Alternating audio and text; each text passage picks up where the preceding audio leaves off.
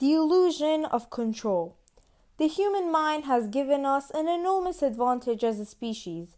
It enables us to make plans, invent things, coordinate actions, analyze problems, share knowledge, learn from our experiences, and imagine new futures.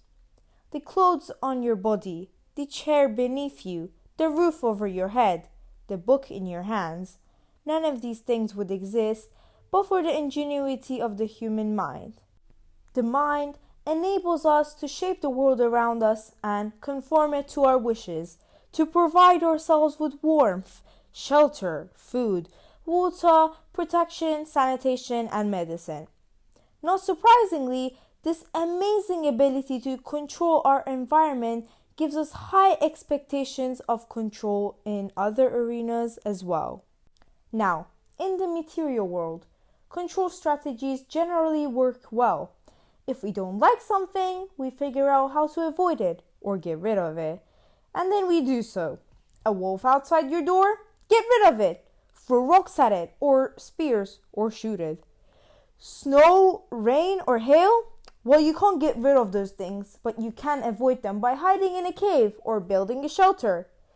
Dry, arid soil? You can get rid of it by irrigation and fertilization, or you can avoid it by moving to fertile ground. But how much control do we have in our internal world? The world of our thoughts, memories, emotions, urges, and sensations. Let's see. Here's a little experiment. As you keep reading this paragraph, or if you're listening, try not to think about your favorite flavor of ice cream. Don't think about the color or the texture. Don't think about how it tastes on a hot summer day. Don't think about how good it feels when it melts inside your mouth. How'd you do? Exactly. You couldn't stop thinking about the ice cream. Now, here's another little experiment. Bring your mind to your earliest childhood memory. Get a picture of it in your head. Got it? Good. Now delete it. Totally liberate that memory so that it can never come back to you ever again. How did it go? If you think you succeeded, just check again and see if you can still remember it. Next, tune in your left leg and notice how it feels. Feeling it? Good. Now make it go completely numb. So numb that we could cut it off with a hacksaw and you wouldn't feel a thing. Did you succeed? Okay, now here's another little thought experiment. Imagine someone puts a loaded gun to your head and tells you that you must not feel afraid. That if you feel even the slightest trace of anxiety, then they will shoot you. Could you stop yourself feeling anxious in that situation, even though your life depends on it? Sure, you could pretend to be calm, but could you truly feel calm? Now, one last experiment. Stare at the star below. For those who are watching, you can just stare at an object. Then see if you can stop yourself from thinking for 2 minutes. That's all you have to do. For 2 minutes, prevent any thoughts whatsoever from coming into your mind, especially any thoughts about the star or the object that you are staring at. Pause the video and see if you can do it. 2 minutes. Go. Hopefully by now you're getting the point that thoughts, feelings, sensations, and memories are just not that easy to control. It's not that you don't have any control over these things. It's just that you have much less control than you thought. Let's face it. If these things were that easy to control, wouldn't we all just live in a perpetual bliss? How we learn about control. From a young age, we are taught that we should be able to control our feelings. When you were growing up, you probably heard a number of expressions like, "Don't cry, don't be so gloomy, stop feeling sorry for yourself, there's nothing to be afraid of."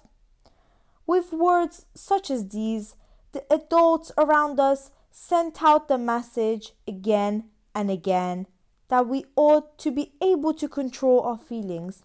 And certainly it appeared to us as if they controlled theirs. But what was going on behind closed doors? In all likelihood, many of those adults weren't coping too well with their own painful feelings.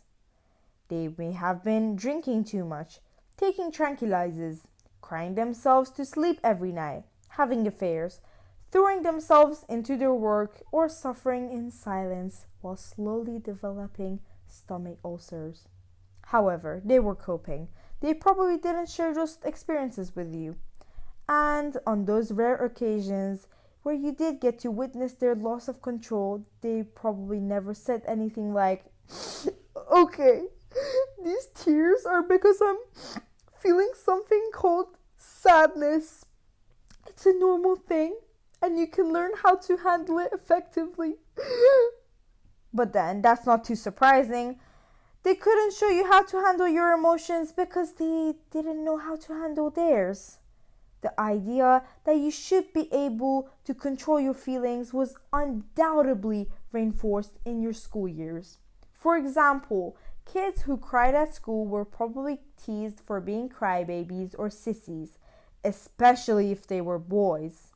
Then, as you grew older, you probably heard phrases or even used them yourselves, such as, get over it, shit happens, move on, chill out, don't be a chicken, snap out of it, and so on. These phrases imply that you should be able to turn your feelings on and off at will like a flickering switch. And why is this myth so compelling? Because the people around us seem on the surface to be happy. They seem to be in control of their thoughts and feelings. But seem is the key word here. The fact is that most people are not open or honest about the struggle they go through with their own thoughts and feelings. They put on a brave face and keep a stiff upper lip. They are like the proverbial clown crying on the inside. The bright face paint and chirpy antics are all we see. I commonly hear my clients say things like, if my friends, family, colleagues could hear me now, they'd never believe me. Everyone thinks I'm so strong, confident, happy, or independent. Penny, a 30-year-old receptionist, came to see me 6 months ago after the birth of her first child. She was feeling tired and anxious and full of self-doubt about her mothering skills. At times, she felt incomplete or inadequate and just wanted to run away from all the responsibilities. At other times, she felt exhausted and miserable and wondered if having a child had been a huge mistake. On top of that, she felt guilty for even having such thoughts. Although Penny attended regular mothers' group meetings, she kept her problems a secret. The other mothers all seemed so confident. She feared that if she told them how she was feeling, they would look down on her. When Penny eventually plucked up the courage to share her experience with the other mothers, her admission broke a conspiracy of silence. The other mothers had all been feeling the same way to one degree or another, but they've all been putting on the same act of bravado, hiding their true feelings for fear of disapproval or rejection. There was a huge sense of relief and bonding as these women opened up and got honest with one another.